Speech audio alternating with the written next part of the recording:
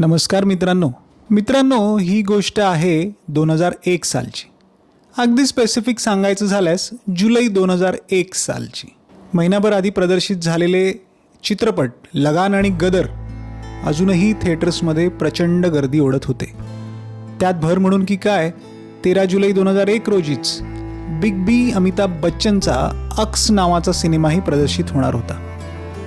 T series कंपनीचे मालक व निर्माता भूषण कुमार यांना भारतभरातील सर्व वितरकांनी खूप समजावून सांगितले, तुमच्या सिनेमात सर्व नवीन कलाकार आहेत व दिग्दर्शकही नवीन आहे.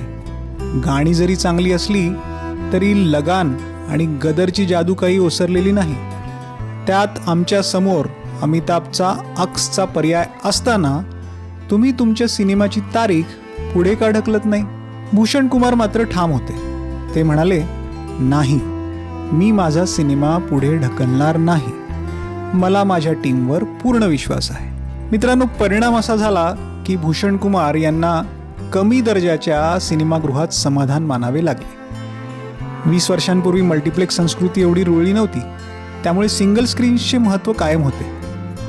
अखेर 13 जुलै 2001 रोजी सर्व नवख्या कलाकारांना घेऊन काढलेला तुम बिन नावाचा सिनेमा अमिताभच्या अक्सच्या समोर रिलीज झाला. निखिल कामत आणि विनय तिवारी संगीतकारांची या जोडीचा शोध गायिका अनुराधा पौडवाल यांनी लावला होता व त्यांना टी सिरीज कॅसेट कंपनीत प्रवेश मिळवून दिला होता. ज्या गाण्याने म्हणजे अच्छा सिला दिया तूने मेरे प्यार का या गाण्याच्या लोकप्रियतेने 1995 साली इतिहास घडविला होता, त्या बेवफा सनम चित्रपटाचे संगीतकार म्हणजेच निखिल विनय. बेवफा सनम नंतर तुम बिन पर्यंत आणि तुम बिन नंतर आजपर्यंत या जोडीने बऱ्याच चित्रपटांना संगीत दिले, परंतु जी लोकप्रियता आणि जे यश या एका अल्बमला मिळाले त्याची पुनरावृत्ती या जोडीला कधीही करता आली नाही. तुम बिनचे दिग्दर्शन केले होते अनुभव सिन्हा यांनी, जो त्यांचा दिग्दर्शक म्हणून पहिलाच प्रयत्न होता. त्याच सिनेमातले तीनही नायक म्हणजे प्रियांशू चॅटर्जी, राकेश बापट आणि हिमांशू मलिक आणि एक नायिका जिचं नाव होतं संदाली सिन्हा, या सर्वांचाही हा पहिलाच सिनेमा होता. अपघातात मरण पावलेल्या आपल्या प्रियकराचा कॅनडास्थित उद्योग व्यवसाय पुढे नेण्याचे स्वप्न असलेल्या नायिकेभोवती तुम बिनची कथा गुंफण्यात आली होती. हे स्वप्न पूर्ण करण्यासाठी तिला मदत करणारे कथेतील 2 नायक तिला पुन्हा एक वार प्रेमाची साथ घालतात, असा हा प्रेमाचा त्रिकोण होता. चित्रपटाच्या प्रदर्शनापूर्वी यातील गाण्यांनी तरुणाईला भुरळ घातली होती, परंतु समोर अमिताभचा अक्स उभा होता आणि लगान आणि गदरची गर्दी पण काही कमी होत नव्हती. बंदा ये बिंदास्त है व ये रात ही अक्समधील 2 गाणी प्रेक्षकांना आवडली होती, परंतु सिनेमा मात्र काही प्रेक्षकांना आवडला नाही. त्यामुळे पहिल्या 3 दिवसांच्या नंतर अक्सची गर्दी ओसरू लागली होती. तुम बिनचे संवाद नवोदित असूनही सर्व कलाकारांचा अभिनय, चित्रपटाचे कथानक, दिग्दर्शन व आधीच लोकप्रिय झालेल्या गाण्यांमुळे मग हळूहळू तुम बिनने गर्दी खेचायला सुरुवात केली. कोई फरियाद तेरे दिल में दबी हो जैसे, तूने आँखों से कोई बात कही हो जैसे या जगजीत सिंग यांनी गायलेल्या गझलने रसिक श्रोत्यांना भुरळ घालायला सुरुवात केली होती.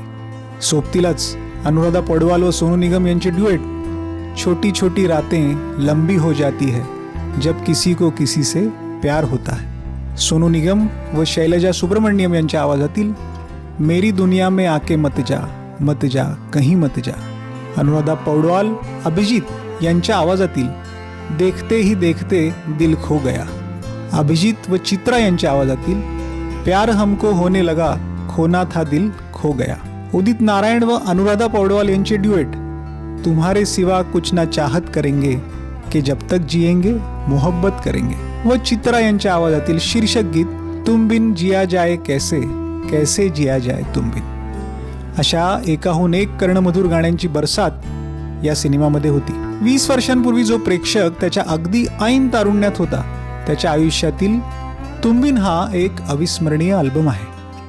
आजही कथेतील कित्येक भावनाप्रधान दृश्य बघताना व ही अवीट गोडी असलेली गाणी ऐकताना तरुणाई सिनेमागृहात अक्षरशः आपल्या अश्रूंना वाट मोकळी करून द्यायची. गीतकार फैज अनवर यांनी अतिशय सुंदर गीते लिहिली होती, ज्याला निखिल विनय जोडीने अतिशय मेहनतीने संगीतबद्ध केले होते.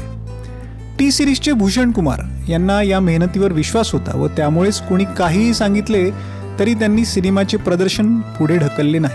त्यांचा विश्वास अखेर खरा ठरला व तुंबिनने बॉक्स ऑफिसवर तब्बल 12 कोटींच्या वर कमाईचा रेकॉर्ड केला. मित्रांनो, टी सिरीज कंपनीच्या कॅसेट आणि CD विक्रीच्या इतिहासात 90च्या आशिकीनंतर काही मोजक्या अल्बम्सनीच एवढे मोठे यश तोपर्यंत मिळवले होते. बॉक्स ऑफिस इंडिया या सिनेमाच्या व्यापाराची नोंद ठेवणाऱ्या नियतकालिकानुसार तुंबिनचे 20 लाखाहून अधिक अल्बम्स विकले गेल्याची नोंद आहे. सिनेमातील सर्वच प्रमुख कलाकारांना सिनेमाच्या या व्यावसायिक यशाचा मात्र त्यांच्या पुढील करिअरमध्ये काही उपयोग झाला नाही. दिग्दर्शक अनुभव सिन्हा मात्र आज बॉलिवूडमधील प्रथितयश दिग्दर्शकांपैकी एक गणले जातात. त्याच दिवशी प्रदर्शित झालेल्या परंतु बॉक्स ऑफिसवर साफ कोसळलेल्या अक्सने पण बॉलिवूडला नवीन दिग्दर्शक दिला, ज्याचे नाव आहे राकेश ओमप्रकाश मेहरा. रंग दे बसंती, भाग मिल्खा भाग सारखे सिनेमे ज्यांच्या नावावर जमा आहे. आज तुंबिन हा हिंदी सिनेमाच्या एव्हरग्रीन कल्ट क्लासिक सिनेमामध्ये गणला जातो, ज्याने अमिताभ बच्चनचा अक्स, आमिर खानचा लगान व सनी देओलचा गदर यासारख्या वादळांशी 3 हात केले होते सुमधुर संगीताच्या जोरावर. मित्रांनो, तुम्हाला आमचा आजचा तुंबिन विषयीचा हा व्हिडिओ कसा वाटला आम्हाला नक्की सांगा आणि आवडल्यास शेअर नक्की करा आणि अशाच व्हिडिओसाठी नवरंग रुपेरीचे YouTube चॅनल सबस्क्राईब करा. धन्यवाद.